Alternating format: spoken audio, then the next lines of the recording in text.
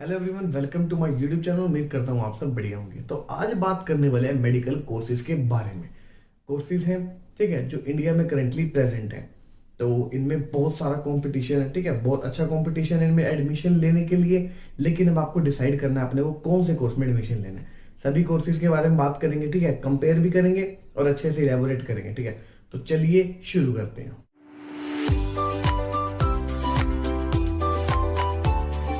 जो भी लोग इस चैनल पे नए हैं वो चैनल को सब्सक्राइब कर दे और साथ ही साथ नोटिफिकेशन बेल को भी जरूर दबा दे ताकि आपके पास सारे अपडेट्स वीडियो के आते रहें।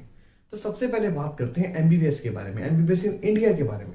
तो जब आप 11th-12th में पढ़ते हैं, ठीक है, बायोलॉजी लेके आप सब्जेक्ट पढ़ रहे होते हैं, उसके बाद आप नीट एग्जाम देते हैं और फिर आप सोचते हैं कि अच्छे डॉक्टर बनेंगे। आपके अगर अच्छे मार्क्स आते हैं तो ठीक है, आपके अच्छे मार्क्स आते हैं तो आपको गवर्नमेंट कॉलेज मिल जाएगा, ठीक है, आप वो ले लें। नहीं मिलता है तो आपको प्राइवेट कॉलेजेस लेना पड़ेगा, ठीक है। प्राइवेट कॉलेजेस की जो फीस होती है वो बहुत ही ज्यादा हाई होती है। अब प्राइवेट कॉलेजेस का भी क्या है ना, इंडिया में बहुत मोटी मोटी फीस है। अब कैसे, अब किसी की अगर मान के चलो 500 से कम नंबर है, 400 से 500 के बीच है, तो उसकी जो फीस पड़ेगी वो पड़ सकती है, जिसका पैकेज रहेगा, जो 5.5 साल का पैकेज रहेगा, वो रह सकता है 40 से 50 लाख के बीच, ठीक है। अब यही अगर आपके मार्क्स रहते हैं 300 से 400 के बीच, तो आपका ये पैकेज पड़ सकता है 70-80 लाख का। अगर यहीं आप जस्ट क्वालिफाई हैं, जस्ट क्वालिफाई से लेके आपके 250-300 मार्क्स तक है, तो आपका जो पैकेज है 1 करोड़ तक भी जा सकता है और 1 करोड़ से ऊपर भी जा सकता है।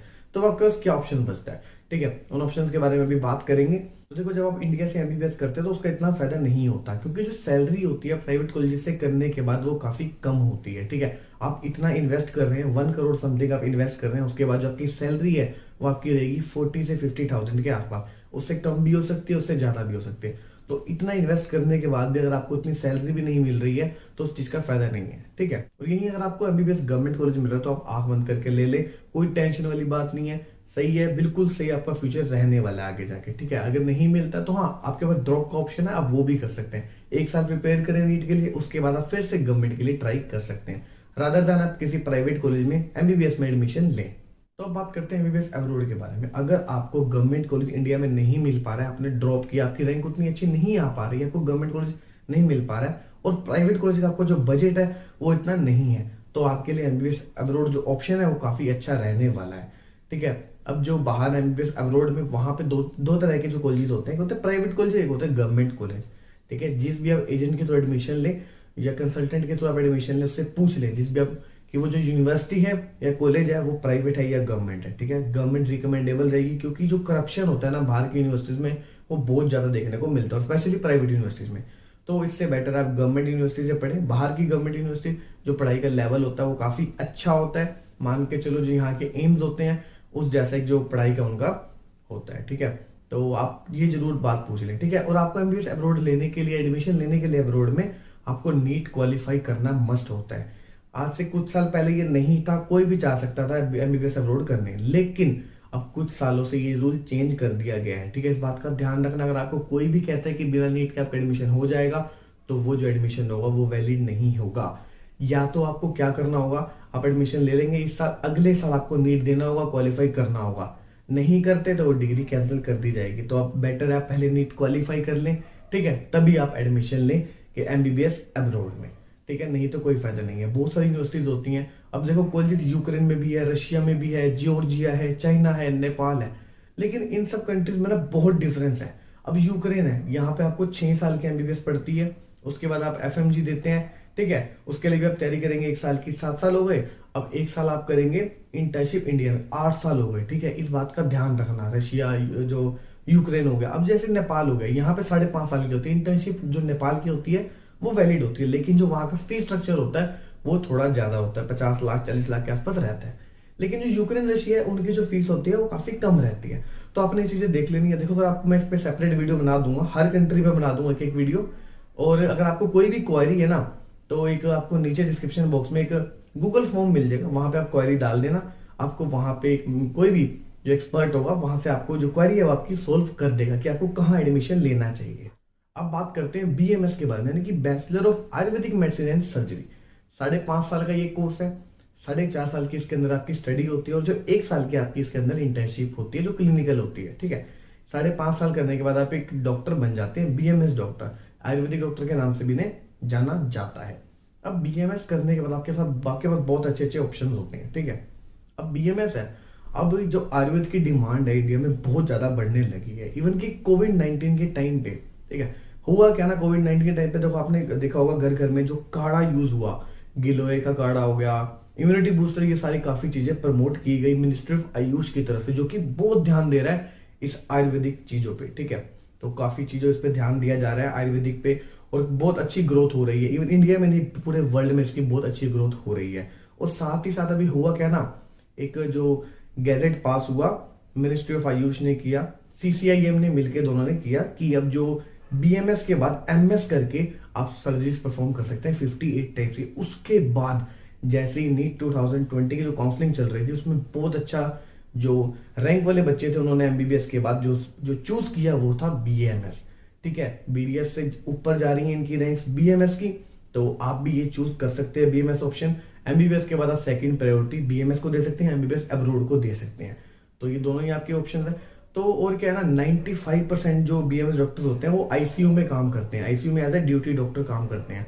तो ग्राउंड रियलिटी तो यही है, और साथ साथ आयुर्वेदिक है पर वो भी प्रमोट हो रहा है। तो आप देखो आपका फ्यूचर यहाँ तो सिक्योर है, क्योंकि देखो आप आईसीयू में तो आप ड्यूटी करने ही वाले हैं। ठीक है, बीएमएस करने के बाद आप आईसीयू में ड्यूटी डॉक्टर करते हैं, उसके बाद अपना क्लिनिक खोल सकते हैं, हॉस्पिटल खोल सकते हैं, इन सब के लिए गवर्नमेंट ने सब कुछ अलाउ कर रखा है। और जो पिछली बार की काउंसलिंग थी उसमें ऐसा देखने को मिला कि कुछ बच्चे एमबीबीएस छोड़ के बीएमएस ऑप्ट कर रहे थे, तो आप देख सकते हैं काफी अच्छा इसका फ्यूचर स्कोप है, आप इसको ऑप्ट कर सकते हैं। बात करते हैं बीडीएस के बारे में, कि बैचलर ऑफ डेंटल सर्जरी 5 साल का कोर्स है, 4 साल की स्टडी होती है और 1 साल की आपकी इसमें इंटर्नशिप होती है।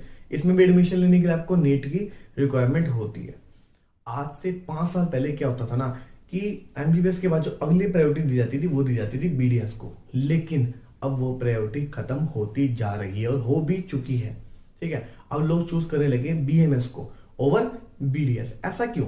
देखो बीडीएस डॉक्टर्स बहुत ज्यादा हो चुके हैं इंडिया में। ठीक है, इतने सारे डेंटिस्ट है, अगर आपको अपनी गली में भी बाहर निकलोगे ना आपको एक डेंटिस्ट जरूर मिल जाएगा। इतनी ज्यादा अनएम्प्लॉयमेंट रेट इसका बढ़ चुका है बीडीएस का, कि अगले 10 साल तक कोई भी नया कॉलेज नहीं खुलेगा डेंटल का। ऐसा मैं नहीं कह रहा, ऐसा डीसीआई कह रही है, यानी कि डेंटल काउंसिल ऑफ इंडिया कह रही है। इन्होंने कॉलेजेस अगले 10 साल के लिए बंद कर दिए नए खुलने से। आप इनके कॉलेजेस में जाइए, वहां पे बच्चे एडमिशन नहीं ले रहे हैं, सीटें खाली पड़ी हैं बहुत ज्यादा, और फीस स्ट्रक्चर जहां 20 लाख हुआ करता था वो जाके अब 7-8 लाख पे आ चुका है, इंक्लूडिंग हॉस्टल। ठीक है, तो ये सब पहले नहीं देखने को मिलता था, काफी ज्यादा सैचुरेशन आ चुका है बीडीएस में। हाँ, कुछ बेनिफिट जरूर है इसके। पहला क्या है, देखो आप अगर एमडीएस कर लेते हैं उसके बाद आप ऑन कॉल डॉक्टर बन सकते हैं, ऑन कॉल डेंटिस्ट बन सकते हैं। कोई ट्रोमा का केस आता है, किसी को फेस पे कोई दिक्कत आ गई है, तो उस केस में आपको बुलाया जाता है, या आप कर सकते हैं, आप इसमें ट्रीटमेंट अच्छा दे सकते हैं। ठीक है, और आपको अच्छे खासे पैसे भी मिल जाते हैं। और ऑप्शन क्या है, आप जैसे अब्रोड में जा सकते हैं, ठीक है, बाहर जा सकते हैं, विदेश में जा सकते हैं, ऑस्ट्रेलिया कनाडा जा सकते हैं और वहां पे अपनी प्रैक्टिस कर सकते हैं। वहां पे आपकी जो अर्निंग है बहुत ही अच्छी होने वाली है, लेकिन ड्रॉबैक क्या है, आपको वहां जाने के लिए टेस्ट देना पड़ता है और बहुत ही इसमें पैसा लगता है, जो कि इसमें क्लियर भी नहीं होता है काफी स्टूडेंट्स का। तो आप सोच समझ के लिए इसमें भी एडमिशन बीडीएस में। अब बात करते हैं बीवीएस इन एएच के बारे में, यानी कि bachelor of veterinary science and animal husbandry.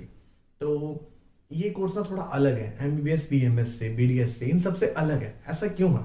इसमें आप इंसानों से डील नहीं करने वाले हैं, इसमें आप करने वाले डील एनिमल से, जानवर से आप डील करेंगे। तो आपको सच बताओ तो आप तभी इसमें एडमिशन लेना अगर आपको जानवरों से प्यार है। ठीक है, अगर कोई डॉग्स, कैट्स, कुत्ता, बिल्ली, इन सबसे अगर आपको प्यार है आप तभी एडमिशन लेना है इसमें, क्योंकि आप उनसे ही डील करने वाले हैं इन फ्यूचर। और इसका देखो एक ड्रॉबैक क्या है ना, आप देखो क्लिनिक खोल लेंगे मेट्रो सिटी में, बहुत अच्छा कमाने वाले हैं, लेकिन आप एक हॉस्पिटल नहीं खोल सकते, मल्टी स्पेशलिटी हॉस्पिटल। आपको एक सच बात बताता हूँ, एक इंसान जितना अपने ऊपर खर्च करेगा ना एक इंसान पे, वो कभी जानवर पे खर्च नहीं करेगा, ये सच बात है। और उसके रिलेटेड देखो ट्रॉमा केसेस में भी बहुत आते हैं, लेकिन वो क्लिनिक में हैंडल हो जाते हैं, वो एक हॉस्पिटल में हैंडल नहीं हो पाते। तो जो इनकम का सोर्स होता है उस वो थोड़ा कम हो जाता है, तो उसमें कोई प्रॉब्लम नहीं है। अगर आपको इनकम में इतनी दिक्कत नहीं है, आप अगर क्लिनिक में सेटअप में खुश हैं, तो उसके लिए फिर आप बीवीएससी जरूर कर सकते हैं। अगर आपको हॉस्पिटल ही खोलना है तो आपके पास ऑप्शंस हैं, एमबीबीएस है, बीएमएस है, काफी सारे आपके पास ऑप्शंस रहते हैं। और क्या है, देखो आप रूरल एरिया में जाके वहां पे प्रैक्टिस कर सकते हैं, वहां पे भी आपको बहुत अच्छा स्कोप मिलने वाला है। ठीक है, लेकिन एक और ड्रॉबैक वहां पे क्या आता है आपको ना, देखो ग्राउंड रियलिटी बताता हूँ, वहां पे आपको डंगरों के डॉक्टर के नाम से जाना जाएगा। तो अगर आपको उसमें कोई दिक्कत नहीं है तो बिल्कुल आप फ्रीली कर सकते हैं। देखो इसमें मेरा किसी को ऐसे हर्ट करने के लिए कोई ऐसा कुछ नहीं है, ठीक है, मैं हर्ट नहीं कर रहा है किसी को भी। जो ग्राउंड रियलिटी है सिर्फ उसी की बात कर रहा हूँ, ऐसा जो मैंने एक्सपीरियंस किया, जो मेरे को देखने को मिलता है अगर मैं किसी रूरल एरिया में जाता हूँ तो। और बाकी देखो गवर्नमेंट जॉब तो इसमें ऑलमोस्ट पक्की ही होती है, तो आप जरूर करें। अगर आपको गवर्नमेंट को इसमें देखो जॉब तो मिल ही जानी है, तो आप कर सकते हैं इस कोर्स को बेफिक्र होके। अब बात करते हैं BHMS के बारे में, यानी कि bachelor of homeopathy medicine and surgery. तो ये 5.5 साल का कोर्स है, 4.5 साल की आपकी स्टडी रहती है, 1 साल की आपकी इसमें इंटर्नशिप रहती है। ये करने के बाद आप होम्योपैथी डॉक्टर बन सकते हैं। इसके बाद क्या होता है ना, BHMS करने के बाद MD कर सकते हैं, इसमें MS नहीं होती तो वो नहीं कर सकते आप, सिर्फ MD कर सकते हैं, वो भी जो होम्योपैथी मेडिसिन में आप प्रैक्टिस कर सकते हैं।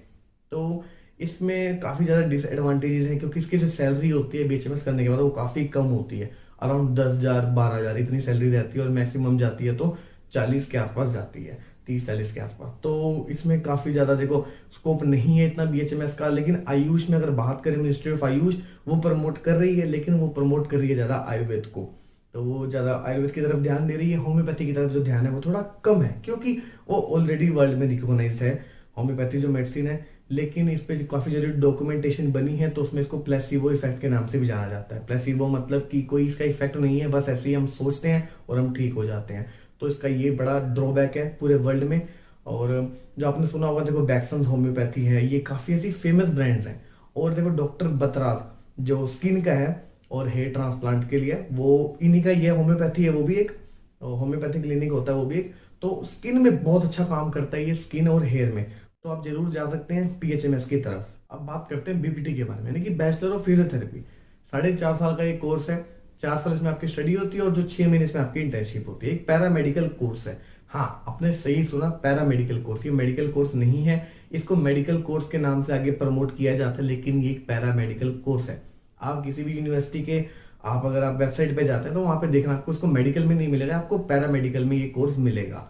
तो आप इसमें एडमिशन सोच समझ कर लें, क्योंकि जो इसको करने के बाद जो सैलरी होती है ना, वो बहुत ही कम होती है। मान के चलो आप 6,000 से स्टार्ट होती है ये, और 12,000 भी होती है। अगर आपके पास 2-3 साल एक्सपीरियंस है, 4 साल का, तो आपकी 15,000 तक ये होती है। और MPT के करने के बाद जो इनकी मास्टर डिग्री होती है, तो वहां पे भी 20-22 कुछ रहती है। और सबसे बड़ा ड्रॉबैक इसमें क्या है ना, कि आप इसमें कोई मेडिसिन नहीं प्रिस्क्राइब कर सकते।